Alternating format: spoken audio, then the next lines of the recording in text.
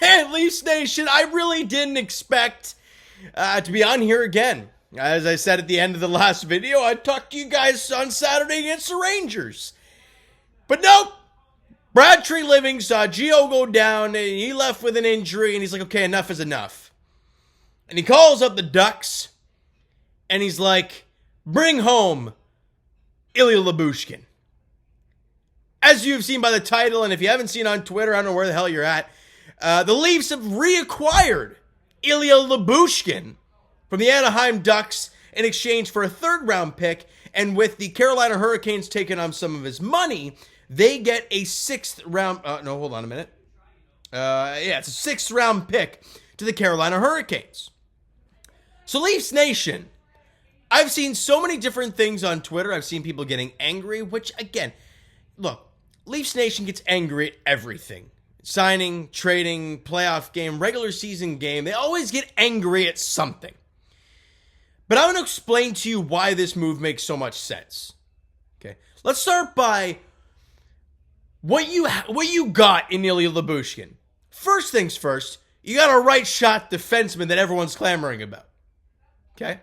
Second of all, he's been here, played in this market, played alongside Morgan Rielly, succeeded at playing alongside against Morgan Rielly in the past. So, look, if it works the way it did, it's going to be an awesome pairing. So now let's get to what the Leafs gave up. Well, a third-round pick, yeah, it's not, it's a third-round pick. It's not great. But it's a third-round pick. You got to trade something. The Leafs are in win-now mode. You got to trade something.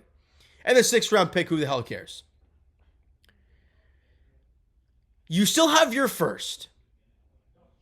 And the Leafs still have incredible cap flexibility because with the third-round pick being gone and with Carolina taking on the sixth, they retain 75% of Ilya Lybushkin's $2.75 million, which brings it down to $687,000 and $500. Sorry, what am I talking about? $687,500. That is under league minimum. So what that also does is that gives the Leafs the cap flexibility. You basically added him for nothing cap-wise. You still have your first. You still have all of your prospects. This is not going to be the only move the Leafs make. But they definitely added a piece that they needed to add. A right shot defenseman to play alongside Morgan Rielly. It's because you look at the decor now, Leaf fans, right? Because we think about the Leafs and everyone wanted Chris Tanev. Well, you didn't get Chris Tanev. So bite the bullet, you move on. And Ilya Lybushkin, he's not going to flash you with the numbers. 4 assists in 55 games with the Yotes is nothing pretty.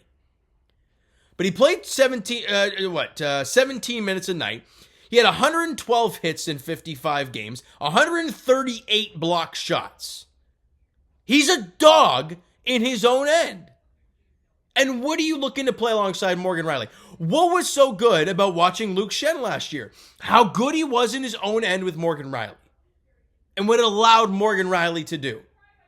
Well, you bring in Ilya Lybushkin, again, I'll reiterate it again, a guy who has played with Morgan, who has thrived in that situation. And people are like, well, he didn't really thrive. Then why did he get a 3-year deal at 2.75 from the damn Buffalo Sabres afterwards? No one would give a no-name garbage player that money and that term. He was good with the Leafs. The Leafs just couldn't pay him. So I look at this trade as, yeah, you give up a third and a sixth, but you basically added the player money-wise for free, and you still have the flexibility with your first-round pick. You still have the flexibility with all of your prospects to make a corresponding move to your forward core. A guy that I've continued to look at is a guy like Anthony Mantha on the Washington Capitals. Again, I don't know, where he fits in with the Leafs, but I love the big power forward winger that the Leafs are really lacking. Where is he here? I'm trying to find him real quick. Anthony Mantha. There he is. With the Capitals, 18 goals, 14 assists, 32 points in 53 games. He's a +7. I'd love to have him on the wing. And is that a team that you trade your first round pick for? Maybe. But talking about this strict signing itself, or trade itself, I like it. I do. Now, if he goes out there and he dogs it and Morgan and him don't really work out, then yeah, we can look at it all in hindsight. But in the right now, mere minutes after the trade dropped, I like it from the Toronto Maple Leafs standpoint. Bringing in Ilya Lybushkin, a guy who's going to lay the body, we saw that when he was here, block shots like crazy, be sound in his own end, not cause stupid pinches. And he's a right shot, for God's sakes. It's going to be fun.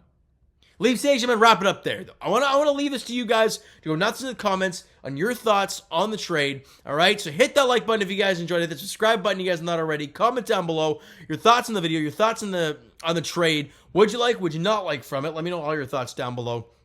Twitter, Discord, Instagram, TikTok, all that stuff is down below as well. And TikTok-wise, we hit 1,000 followers. We'll be going live during games. And with Boosh in the lineup, it'll be a lot more fun.